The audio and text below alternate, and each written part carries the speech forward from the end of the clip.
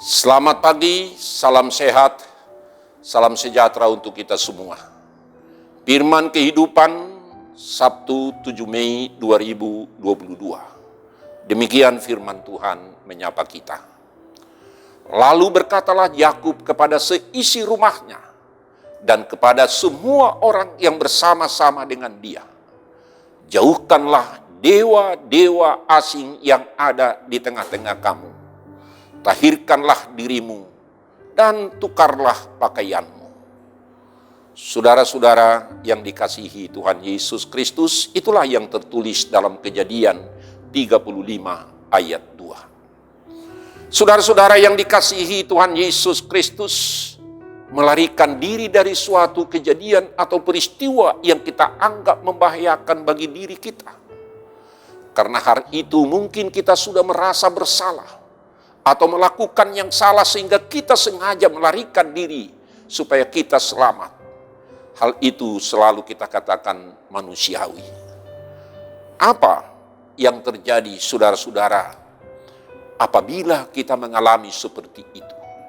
Hal itu juga dialami Yakub. Sebenarnya merupakan suatu kejadian yang berulang. Karena kejadian yang mirip juga pernah terjadi di masa lalu. Perintah Allah kepada Yakub untuk pergi ke Betel dan tinggal di daerah tersebut. Mengingatkan Yakub akan peristiwa di mana ia kabur dari rumahnya. Meninggalkan Ishak ayahnya dan Ribkah ibunya. Karena takut Esau saudaranya akan membalas dendam akibat Yakub telah merebut hak kesulungannya. Dalam perjalanannya dari tanah Kanaan ke Haran di Mesopotamia, Yakub pun akhirnya bermalam di daerah Betel. Dan ketika ia tidur, ia bermimpi melihat malaikat Tuhan naik turun dari sebuah tangga. Oleh karena itu, Yakub menamai daerah tersebut dengan nama Betel, yang artinya rumah Allah, yaitu Kejadian 28 ayat 16 sampai ayat 19. Maka dalam perjalanannya ke Betel yang kedua kali ini, Yakub pun sedang dalam posisi sebagai pelarian. Karena ia dan keluarganya menghadapi ancaman dari seluruh penduduk Kanaan. Yang disebabkan karena anak-anak Yakub telah membunuh penduduk semua kota di daerah Kanaan tersebut.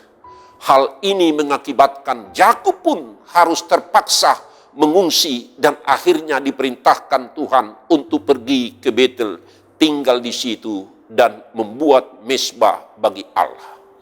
Saudara-saudara, perbedaan yang kejadian yang pertama dan yang kedua adalah ketika Yakub datang ke Betel untuk pertama kalinya. Ia tidak memiliki apa-apa saat itu. Ia hanya seorang biasa yang lari ke daerah Haran, tanpa keluarga, tanpa teman, dan pastinya juga tanpa ternak yang banyak. Saat itu Yakub datang untuk yang kedua kali. Ia datang dengan 4 orang istri, 12 anak laki-laki, 1 anak perempuan, hamba-hamba dan termasuk budak-budak, dan tak terhitung ternak dan kekayaan yang dimilikinya semasa ia bekerja kepada Laban.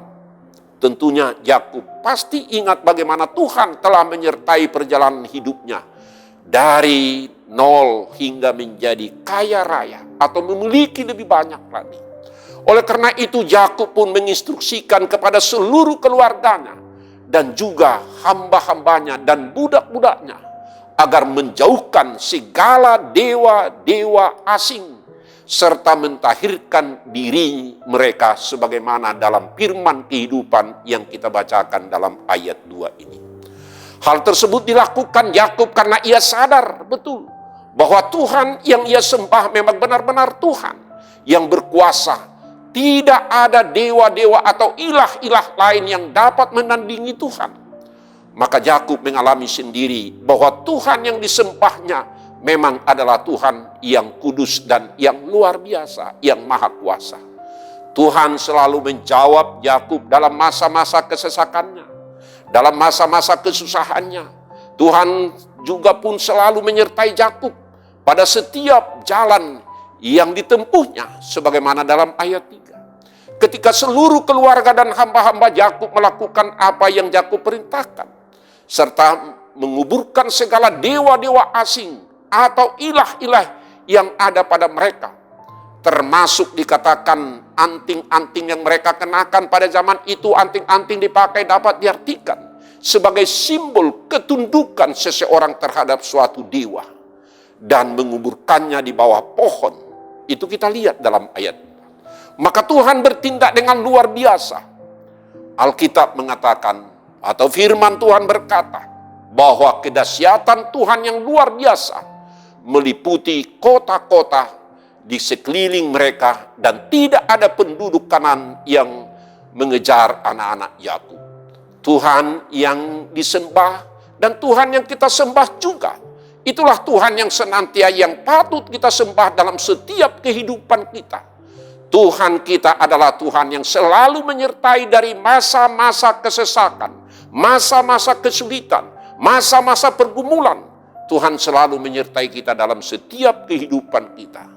Tetapi yang menjadi pertanyaan dan perenungan kita pada saat ini sesuai dengan firman Tuhan. Apakah kita menyadari bahwa Tuhan kita adalah Tuhan yang kudus, adalah Tuhan yang maha kuasa, yang luar biasa? Apakah kita telah menyiapkan diri kita untuk menghadap Tuhan? Sudahkah kita menyingkirkan hal-hal yang dapat menjadi berhala dalam kehidupan kita? Ilah-ilah atau sesuatu Baal yang kita puja dan kita sembah. Kita pun perlu menjaga kekudusan hidup kita agar kita dapat merasakan penyertaan Tuhan secara luar biasa dalam kehidupan kita.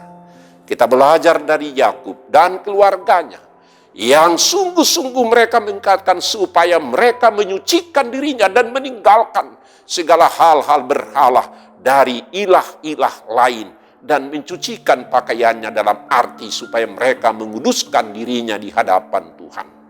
Karena itu saudara-saudara, Yakub dan keluarganya takut akan Tuhan. Maka Tuhan meluputkan mereka dari ancaman penduduk Kanaan. Demikian juga saudara-saudara, kita yang percaya hidup yang kudus di hadapan Tuhan. Maka Tuhan pun akan meluputkan kita dari hal-hal yang jahat, dari hal-hal yang tidak berkenan di hadapan Tuhan, dari hal-hal yang mengganggu kehidupan kita atau maksud-maksud jahat daripada orang lain. Apalagi apabila kita senantiasa hanya terpikat, terpaut kepada Tuhan. Tuhan yang kita sembah adalah Tuhan yang setia, yang senantiasa menolong kita dalam kesesakan kita masing-masing. Serahkanlah hidupmu, sucikan dirimu di hadapan Tuhan, supaya Tuhan berkenan di dalam kehidupan kita masing-masing. Kiranya Tuhan memberkati kita. Amin. Mari kita berdoa. Bapa dalam sorga, terima kasih Tuhan atas firman Tuhan yang mengingatkan kami, supaya kami senantiasa menyucikan diri kami di hadapan Tuhan, sebab Engkau kudus.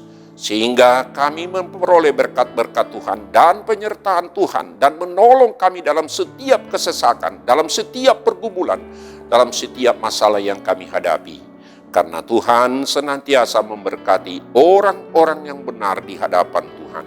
Karena itu kami serahkan seluruh kehidupan kami ke dalam tangan-Mu. Sertai dan berkatilah kami Tuhan dalam setiap langkah kehidupan kami masing-masing.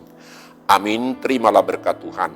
Anugerah Tuhan kita Yesus Kristus dan kasih setia Allah Bapa dan persekutuan Roh Kudus kiranya menyertai saudara-saudara. Amin. Salam sehat, salam sejahtera. Jangan lupa prokes. Tuhan memberkati kita. Amin.